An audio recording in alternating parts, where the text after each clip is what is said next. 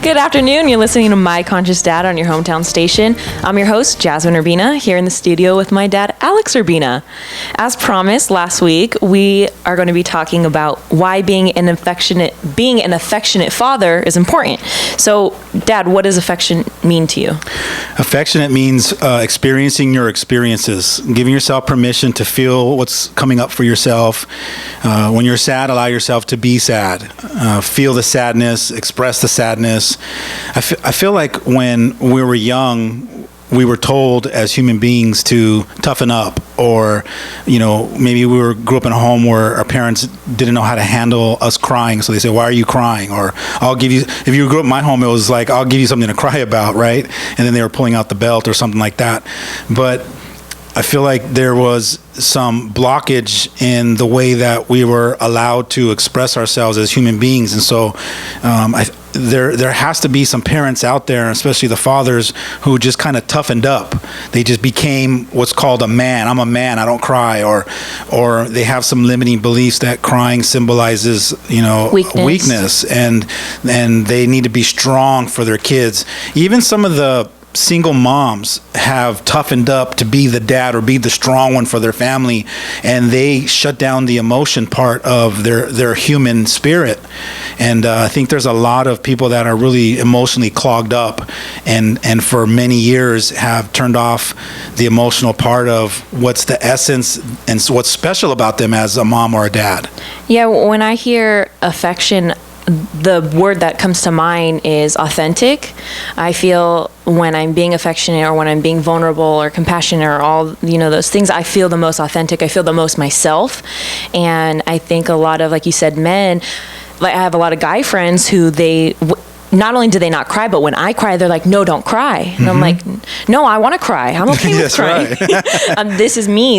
I feel the most in touch with myself when I'm emotional or when I am affectionate or all these things. And so sometimes I'll get in arguments or I'll fight with them, like, no, let me cry.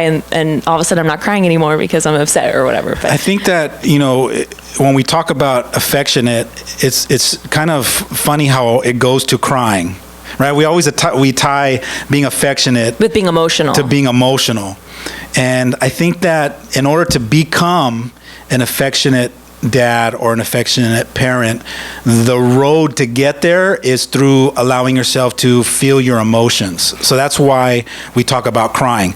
Me learning how to cry and giving myself permission to cry was a process that I started in my early 20s. It wasn't until I had my awakening, my conscious awakening, and realizing that authenticity to me is allowing myself to experience my experiences and just be who I am. So whatever's coming up for me, that's okay, to give myself permission to say it's okay to feel what you're feeling.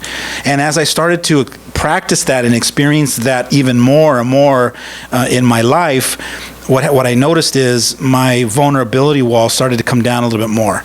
And then my compassionate wall started to come down a little bit more. So I started to show up being a little bit more loving and compassionate and vulnerable with people, which really is the essence to letting other people feel safe around you. And I think that that's a very key component to being a father, to being an effective father. Because any dad can be a father.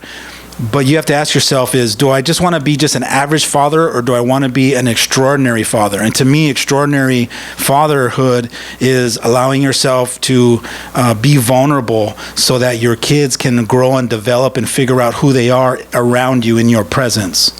Yeah, for me, growing up, you were a lot different than you are now. It almost feels sometimes like I had two different dads. But hopefully you had 20 different dads, because I look at myself as an ongoing process of work. And it's funny because I tease some of my clients and I'll say, you're Jim 2.0 last year, now you're a Jim 7.0. And I talk about that like, you're reinventing yourself, so there's a new version, just like on your computer. If you get an app, your app was a 2.0 version, now it's a 7.0, or your phone, you're getting the new phone, you're getting the new updates.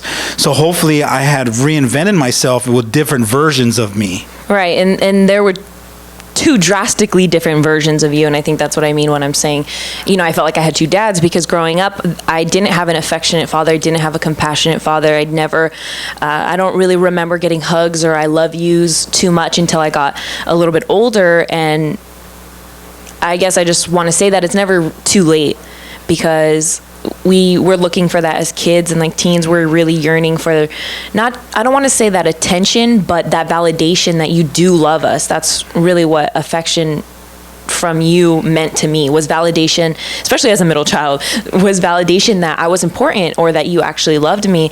And not only is saying I love you important, and hugs and kisses and all that, but actually being authentic and there being real meaning behind it, because a kid can tell. I could tell when, not saying that you weren't like that, but you saying I love you when I was 6 is a lot different than you saying I love you now. There's just a lot more feeling and emotion behind it. Absolutely. If I do a rewind of my life when you guys were younger, I bombarded you guys with kisses and hugs when you were little. When you were cute and little babies and 3-4 years old, it was on the floor playing with you guys and, kissing your neck and just giving you all my love and affection. And then I think when you become 6 or 7 years old, there's awkward stage, right? And there's probably even the 6 or 7-year-old and you going, stop, Dad, or okay, Dad, that's enough.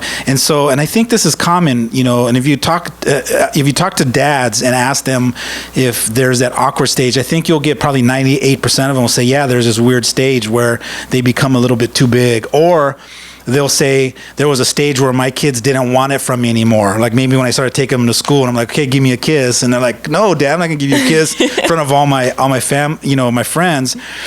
But if you can figure out how to reinvent yourself and figuring out different ways to show your affection, I think that's what conscious parenting looks like, is being aware that it is important. Yes, they need it. Why do they need it? And I'm going to make a commitment to consciously give it to them every day, all day long, as much as I can, because it's imperative to their emotional growth. You don't want kids to be 16, 17, 20 years old and have some major dysfunctions, all because you didn't say I love you enough, or you didn't rub their back every once in a while as a symbol of strength and security and comfort. And then to watch your young adult kids struggle, and then have to look at yourself and say, man, where did I go wrong? What little tweak did I need? And maybe it was just that I needed to be a little bit more affectionate with them. I needed to give them more attention, be more vulnerable, or spend more intimate moments with them, to have some deep, meaningful conversations. And being creative is important, because you're reinventing yourself, where, like you said, you're not going to give them a kiss when you're dropping them off at school, but maybe you write I love you in their lunch or something that only they're going to see, like just being creative and thinking of new things, maybe having like a dad day, and then you hang out with them for a whole day without mom or their siblings or whatever. And it's that stuff that means a lot to us, even if we're like, oh, I don't want to hang out with you, or I can't believe you wrote this embarrassing note at my lunch. But really, we're just saying that because we don't know how to express ourselves either. Yeah, and you don't know how to you don't know how to deal with it either, so you maybe kind of push back.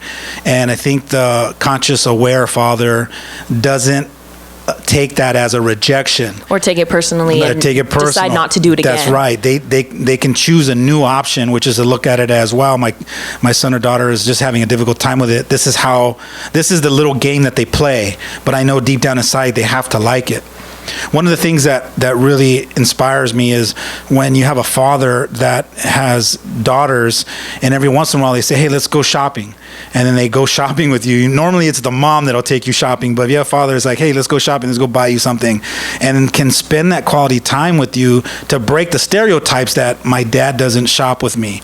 It doesn't stay in a line with that macho dad that says, no, I don't do that, you do that with your mom. But when you can really meet your kids where they are, and shatter some of those limiting beliefs, and show up in that way that they really feel like they're important and that they matter. Yeah, and if you want that, and you want that kind of relationship, it's almost like you have to do it. I remember growing up, you would pull me and my sister out of school, and we would think like, oh, what's wrong? Oh, we're getting out of school. And you'd be like, we're going shopping. I'm going to buy you guys stuff. You guys each get $50 each or whatever.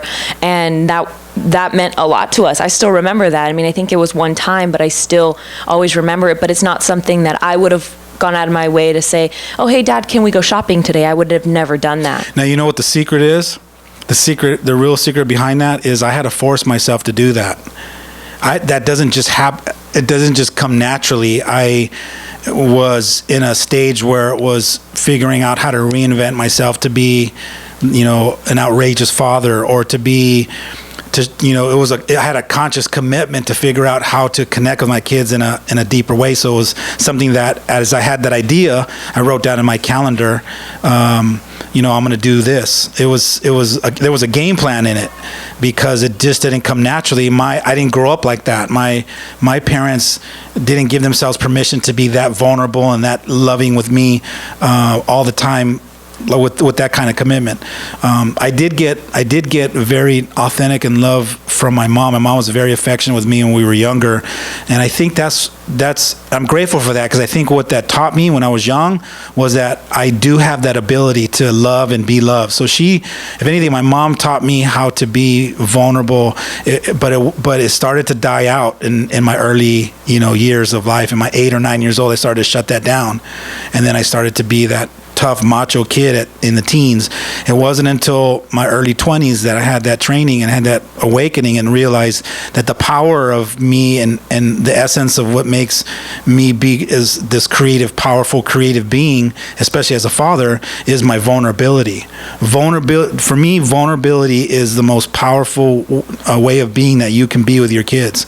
Your kid, especially being in training rooms with these kids for thousands of trainings with thousands of kids. They're all yearning to have their parents express themselves in a way that shows up right in front of their face, that's obvious. Like, I get it. My dad really does care about me.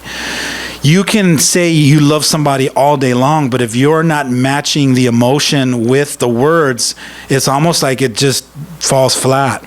They're just words, but words with the actual energy and the emotion and all of that comes with it, which takes a little bit of courage sometimes, really lands 100%. Does that make sense? Yeah. So for you got the opportunity to hear thousands of kids saying the same thing, and it was planted in your mind that this is important. What about for the dads that have no idea that this is what their kids want? How are they supposed to go from there? That's why we're doing this show. It's to cause awareness. Like, if I've always in these training rooms, having so many aha moments for myself. Here I am, this trainer in the training room doing these powerful trainings with teenagers, and I'm having these amazing awakening and awareness breakthrough moments for me as my own as a father of you guys. So these kids were actually teaching me what you guys needed from me. And as I'm in those training rooms, this little light bulbs are going off for me, and I'm thinking to myself, every father needs to hear this. They need to not only hear, but they need to feel the pain that a lot of these kids are experiencing, because their dads aren't allowing themselves to be self-expressive. They're not giving themselves permission to be vulnerable, to be intimate, to be authentic, and allow themselves to just experience whatever's coming up for them in that moment. And so just us talking about it today, we're causing awareness. If anything, we might make some people feel uncomfortable. We're forcing people to look at themselves and go, wait a minute, am I like that with my kids? Or maybe some of the wives are looking and going, you know what, that's my husband. He's struggling with that. And they're just little light switches are going off in people to realize that, being a mom and a dad has different levels.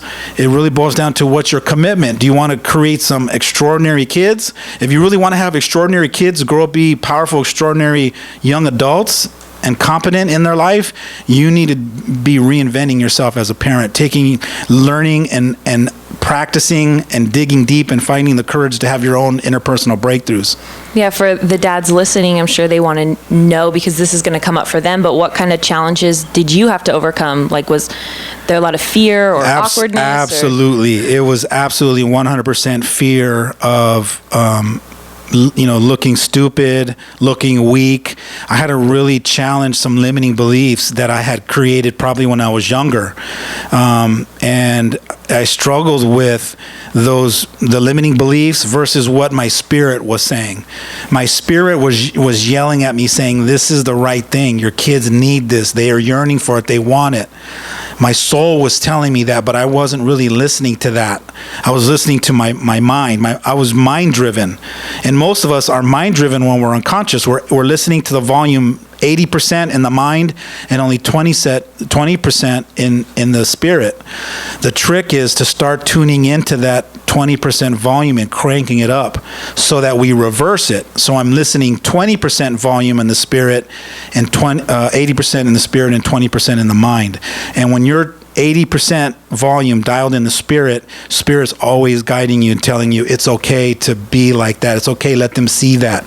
It's okay, let them feel what's coming up for you, because it's healing them, it's inspiring them, it's giving them permission for them to share themselves. See, I think as human beings, we're all bottled up because we don't want to feel our feelings, and so we're kind of like stuck. We suppress all of our emotions, and we're walking around with all this pressure inside of us ready to explode. That's why one little thing can set you off, because you've been stuffing all this emotional stress in you for so long, and one friend says one thing bad to you, and all of a sudden you're this drama queen, emotional, crying, and they're like, all I said was that you could do better with your hair, and you're like, I know it's not that, but it's right, because we stuff all of our emotions and that's why I like crying, because if I'm crying over something that's a big deal is different than me crying over, my hair or something, because I don't want to have to stuff it. I want to be vulnerable, and I want to be affectionate. I want to be genuine, basically. And I like how you had said that you being affectionate gives us permission. I really like that, because if you weren't an affectionate father, I would not be an affectionate person. I already know that for a fact. I'm not the kind of person that, especially when I was younger, would allow myself to just do something. I needed proof that it was going to be okay, like that I wasn't going to fail. It's kind of like when you go to give someone a high five and they don't see it and they just leave your hand sitting there and you're like, great, from now on, I'm never going to give a high five because it's a little too risky. And I couldn't imagine never giving somebody else a hug again because I was afraid that they were going to push me away from that hug. Well, the risk is rejection. Right. That you're going to be vulnerable and the other person is going to sit there stone faced. And if that happens, oh my God, what's going to happen? And so I think for me to go through that process and be the one. See, I started reading books when I was younger, these, self-development, personal growth books, parenting books, and I started doing trainings, and I really started immersing myself in that kind of work. And what I got crystal clear about all that information is that in order to develop healthy-minded, spiritually minded, emotional, high-developing kids, I have to first go there myself. I have to be the example. I got to teach you how to be that, not by what I say, but who am I being? And so I knew that I had to be the first one to go there so that you can see it, and then you can create a little belief in your head that goes, oh, it's okay to cry in my family. It's okay to express myself. It's okay to be mad and be frustrated and vent that out. I have permission to do that. In order for you to get that and decide that for yourself, I had to first be that example, and I'm so glad that I followed all the training and I listened to my spirit and all that, those books filled with wisdom. I'm so glad it was right on, because now I have these very self-expressive kids that aren't perfect, but they're aware and they're conscious and they're practicing and getting better every day. You guys you blow me away. I'm so inspired and I'm so in awe of your continued commitment to just be amazing human beings. Thank you. We'll talk more about it when we come back from the break. Stay tuned for more of My Conscious Dad right here on your hometown station, AM 1220 KHTS.